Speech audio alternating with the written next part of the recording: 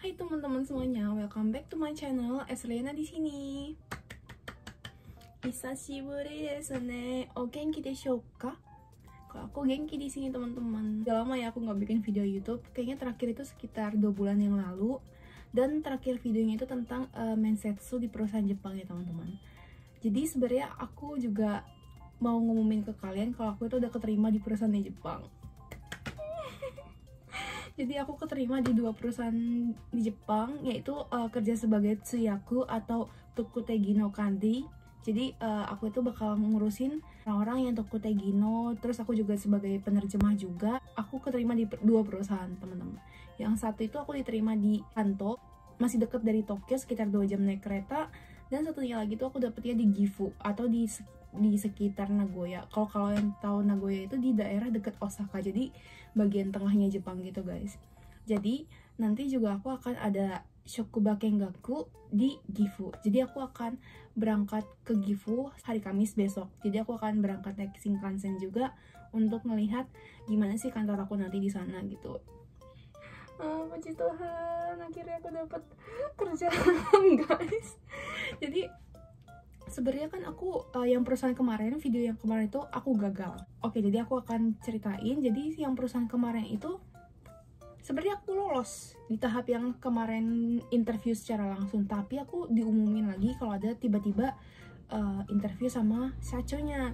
Dan aku sama sachonya itu gugup guys. Dan akhirnya aku nggak bisa ngomong dengan lancar, bahkan sampai dibilang, kamu Nihongonya N3 ya? Bayangin gak sih, itu dalam hidup aku itu adalah mensetsu paling terpressure gitu. Aku sampai kayak sedih banget di situ waktu itu juga, padahal aku N2 gitu. Jadi kayak sumimasen watashi N2 desu kedo, jadi kayak aku kayak ngomong gitu kayak aku N2 gitu. Saking aku gugupnya, aku nggak bisa ngomong secara lancar gitu guys. Dan di situ juga aku ngerasa kayak mau nangis banget. Itu mensetsunya itu aku bener-bener kayak terpressure banget, karena nggak tahu ya guys ya, aku kayak nggak lancar aja gitu di situ ngomongnya, karena udah gugup aja gitu ngeliat charge-nya juga kan pertama kali. Terus habis itu ya udah, akhirnya cuma 10 menit doang interviewnya itu dan langsung diumumin minggu depannya kalau aku gagal. Bayangin, kayak aku udah sebulan ngikutin proses yang panjang tapi kekyoku aku gagal. Pada akhirnya aku gagal juga, dan itu rasanya aku benar-benar kecewa banget di situ sama diri aku sendiri juga. Tapi ya kayak gimana ya teman-teman, namanya itu proses juga. Aku butuh waktu sekitar mungkin 3 hari deh. 3 hari aku sedih-sedih dulu, aku puasin diri aku untuk sedih, kayak menerima kecewaan di hati aku. Dan abis itu aku kayak bangkit lagi, karena jalan itu pasti ada untuk orang yang berusaha teman-teman. Terus ya emang kayak aku setelah dari mensetsu itu pun, kan itu mensetsunya online ya guys sama Sacho. Ini perusahaan yang kemarin video terakhir itu. Nah pas aku interview pun Sachonya pertama terlambat. Terus yang kedua sachonya juga kayak lagi interview juga sambil minum guys, minum energy drink. Sebenarnya itu aku agak bingung gitu, kok sacho kayak gini gitu. Terus habis itu kayak aku gagal, tiba-tiba juga ditanyain pakai bahasa Inggris. Aku juga nggak mempersiapkan diri. Dan akhirnya selesai mensetsu aku emang udah feeling kalau aku gagal yang ini. Terus akhirnya aku telepon mama aku di situ menumpahkan semua rasa stres aku. Aku nangis gitu, maaf ya aku kayaknya gagal yang di sini gitu. Gak apa-apa, mungkin emang bukan ini yang terbaik dari Tuhan untuk kamu kayak gitu. Dan ya gitu guys, emang ya gagal kita nggak apa-apa, kita nangis, kita sedih, kita puas-puasin sedihnya. Terus habis itu kita bangkit lagi untuk ngisi tenaga lagi untuk bisa lanjut ke tahap berikutnya gitu, untuk mencoba dari awal lagi gitu. Oke teman-teman semuanya, jadi aku sekarang mau ngebahas 2 perusahaan itu gimana sih gitu. Jadi aku dapat yang di Ibaraki sama yang di Gifu. Jadi kalau Ibaraki itu mungkin kalau diibaratkan itu kayak di Karawang guys, kalau dari Jakarta. Kalau Gifu itu kayak Semarang mungkin ya, sekitar 6 jam atau 7 jam itu naik mobil. Tapi kalau naik Shinkansen itu 1,5 jam.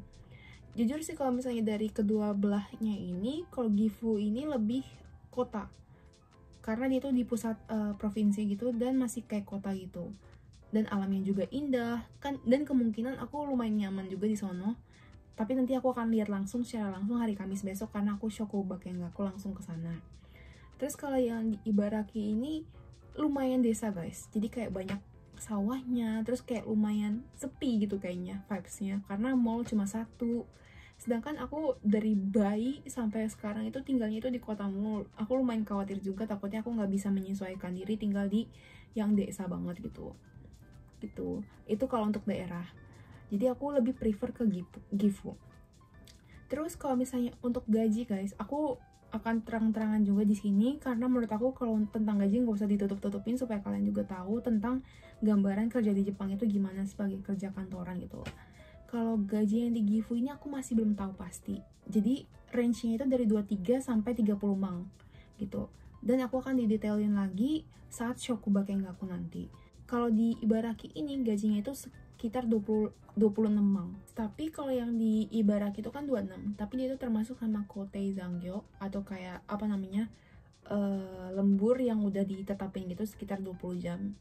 Nah, kalau yang Gifu itu emang pure, dia gajinya segitu doang gitu, belum termasuk sama Zangyo, karena mereka katanya ngeklaim Zangyo-nya sukuname gitu, kayak sedikit gitu kan. Jadi kayak kalian juga kalau misalnya mau nyari info tentang perusahaan di Jepang juga harus detailin juga dia itu ada termasuk Zangyo-nya atau enggak, terus kayak emang cuma Kihong doang atau enggak. Jadi kalian bisa make sure juga, mungkin di situ juga kalian juga bisa lihat juga ada support apanya aja, misalnya ada Jutaku Teate atau ada namanya Kotsu Teate kayak gitu. Jadi ada macam-macam gitu guys.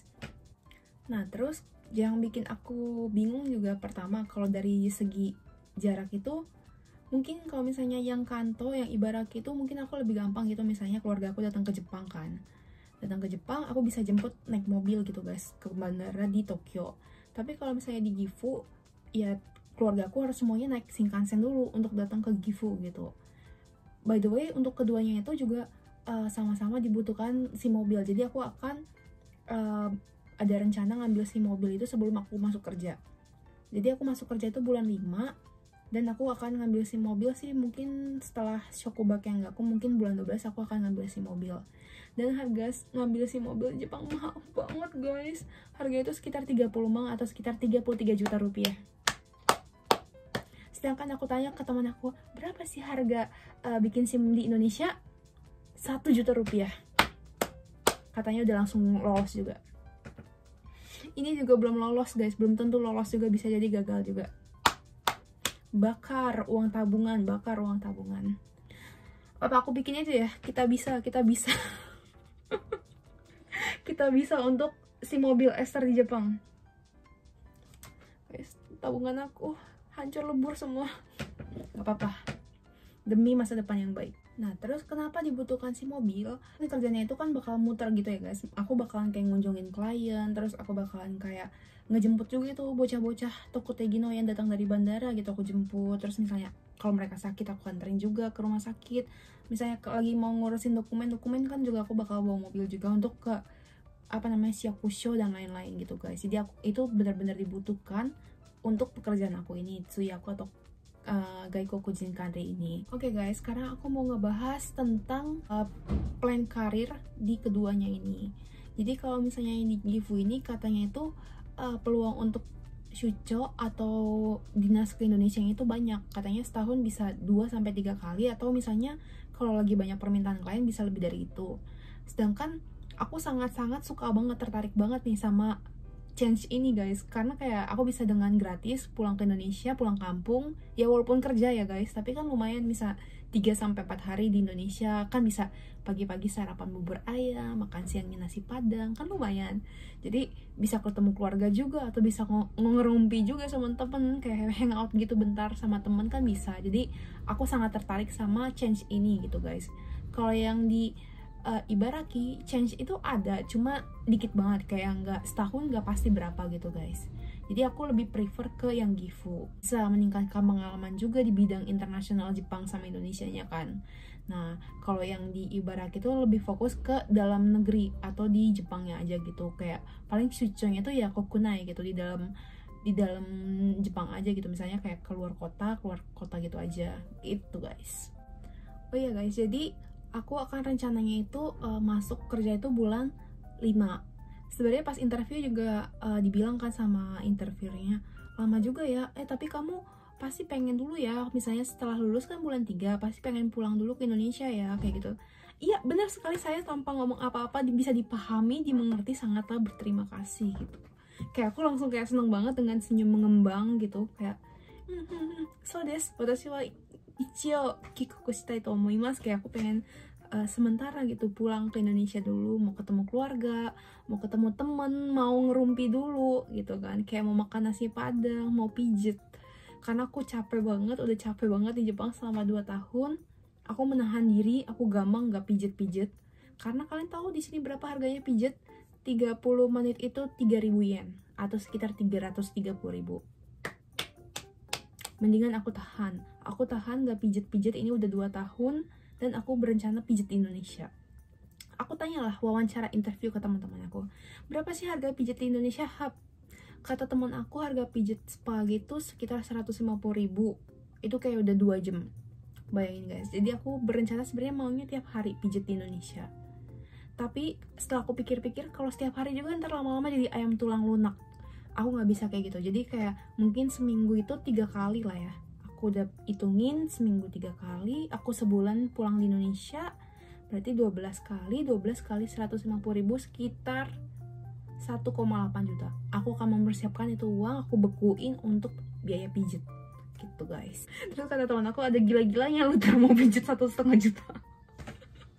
Nggak apa-apa guys, daripada pijet di Jepang cuma berbagi rezeki sama orang Jepang, mendingan aku berbagi rezeki ke orang-orang di Indonesia juga kan, dari hasil kerja keras aku di Jepang ini gitu. Terus juga aku kepikiran sih, kalau misalnya nanti aku pulang ke Indonesia kan kurang lebih kayaknya akhir Maret atau nggak awal April sampai akhir April. Jadi kan aku masuk kerja tanggal 1 Mei, jadi mungkin aku seminggu mungkin ya sebelum masuk kerja aku mau pulang juga ke Jepang biar aku bisa persiapin diri juga. Nah mungkin aku kepikiran juga, gimana ya kalau misalnya aku ngadain kayak meet and greet gitu, ketemu sama teman-teman YouTube gitu, kayak aku pengen ketemu sama kalian secara langsung, terus kayak mau berterima kasih juga secara langsung gitu. Dan mungkin kalian yang mau ketemu sama aku bisa nanya-nanya tentang Jepang secara langsung juga gitu guys. Kalian komen di bawah ya misalnya tertarik atau enggak aku bikin meet and greet kayak gitu. Oke teman-teman semuanya, itu aja yang bisa aku sharing ke kalian semua. Tolong bantu doain ya guys, hari Kamis besok aku Shokugakenggaku ke Gifu. Semoga semuanya lancar, aku bisa detail nanyain tentang pekerjaannya, tentang semuanya gitu. Dan semoga sih aku cocok sama kotanya juga. Dan aku benar-benar ngerasa semangat banget untuk pindah ke bagian Jepang lainnya. Mungkin aku akan, kalau tinggal di Gifu aku ngomongnya pakai Kansai Ben guys. Iya, jadi kayak ada logat Kansainya kan. Kalau sekarang kan aku di Tokyo ya, jadi ya kayak logat Tokyo kan. Kalau logat Tokyo itu kayak ijang kayak gitu, ada kayak lebih ada logatnya gitu loh guys. Kayak di Jepang itu kan luas kan daerahnya kan, jadi masing daerah itu ada logatnya. Jadi guys sebenarnya kayak aku sih sebenarnya pribadi lebih prefer yang ke Gifu ya guys. Cuma kalau yang Gifu itu kemarin cuma diinfoin kalau aku lolos itu lewat telepon doang, jadi aku lumayan khawatir. Tapi emang katanya sih bakal didetailin pas Shokugakenggaku. By the way, Shokugakenggakunya juga kayak tiket Shinkansen itu aku dibayarin sama pihak mereka. Jadi kayak mereka lumayan effort. Aku pikir-pikir kayak mereka effort untuk ngasih kesempatan ke aku untuk melihat kantornya secara langsung gitu. Sedangkan yang Ibaraki nggak ada Shokugakenggaku. Tapi Ibaraki ini prosesnya lebih jelas, kayak mereka kayak udah ngirim semacam surat gitu, keterangan ke aku gitu tentang kayak kalau kami itu udah menerima Anda dan kalian harus tanda tangan segala macam gitu. Nah, tapi ya udahlah, aku kayaknya sekarang lebih prefer ke Gifu, dan aku mohon doanya teman-teman semoga pilihan aku nggak salah. Karena kata guru aku ini, kamu itu sebenarnya kayak dilamar sama 2 cowok gitu. Masing-masing ada plus minusnya dan kamu harus bisa menentukan pilihan. Jangan ragu-ragu yang mana, tapi emang kamu harus bisa menentukan pilihan secepatnya gitu, karena kan nggak enak dari pihak mereka juga gitu. Oke, emang kayak menentukan jodoh gitu ya, kon IT atau pasangan hidup. Jadi aku minta doanya ya teman-teman semuanya, semoga hari Kamis besok Shokugakenggaku aku lancar, terus aku bisa lihat kotanya gimana, semoga aku bisa cocok juga sama kotanya dan bersemangat untuk memulai jenjang aku yang baru di Jepang ini. Dan aku juga bener-bener berterima kasih banyak juga untuk doanya teman-teman. Mungkin kalian juga banyak juga yang komen juga di kolom komentar yang video kemarin itu, semangat kak, semoga lancar dan sebagainya macamnya. Aku berterima kasih banyak juga berkat kalian juga aku bisa dapat pekerjaan juga di Jepang ini. Jadi intinya kalau saran dari aku, mungkin kalau misalnya gagal itu nggak apa-apa guys, itu hal yang wajar. Dengan kegagalan itu aku jadinya makin bisa lancar gitu ngomong bahasa Jepangnya, aku makin bisa pede ngomong bahasa Jepangnya. Dan ketika aku di interview sama 2 perusahaan ini, mereka malah muji bahasa Jepang aku bagus banget gitu, kayak udah lancar banget ya bahasa Jepangnya Nanasang gitu. Kayak aku bingung gitu, maji deh, kayak aku seneng banget karena sebelumnya kan aku dibilang kayak jelek banget bahasa Jepang lo kayak gitu, tapi kali ini aku dua-duanya dikasih pujian gitu tentang bahasa Jepang aku. Rasanya emang ya kita bakal bisa lebih lancar kalau kita itu dengan hati yang tenang interview, jadi nggak usah gugup banget dan emang doa aja, kayak yang mana yang terbaik pasti akan diserahkan sama Tuhan gitu guys. Dari doa aku, padahal Tuhan semoga salah satu ini bisa lolos Tuhan, tapi dua-duanya Tuhan kasih gitu. Apa yang kita rencanakan itu, bahkan rencana Tuhan itu lebih tinggi daripada rencana kita. Jadi kayak kita nggak usah khawatir sama apa yang Tuhan kasih ke kita, karena itu pasti yang paling terbaik guys. Tinggal tunggu aja, usaha dan doa. Oke teman-teman semuanya, sekian video dari aku. Semoga video ini bisa bermanfaat dan bisa memotivasi kalian juga yang mau ke Jepang atau mau kerja di Jepang. Mungkin untuk video selanjutnya aku mau detailin juga tentang gimana sih proses tahap-tahap gitu untuk cari kerja di Jepang, dan tentang tips-tips juga sepanjang pengalaman aku cari kerja di Jepang ini, Shushoku Katsuto ini. Oke guys, semoga tahun depan kalau misalnya aku pulang ke Indonesia, kita bisa kesempatan untuk ketemu ya teman-teman, dan aku bisa ngomong sama kalian secara langsung, bisa ngomong terima kasih juga ke kalian secara langsung karena udah ngedukung YouTube aku yang gak seberapa ini sampai bisa di titik sekarang. Oke, see you on my next video. Bye bye.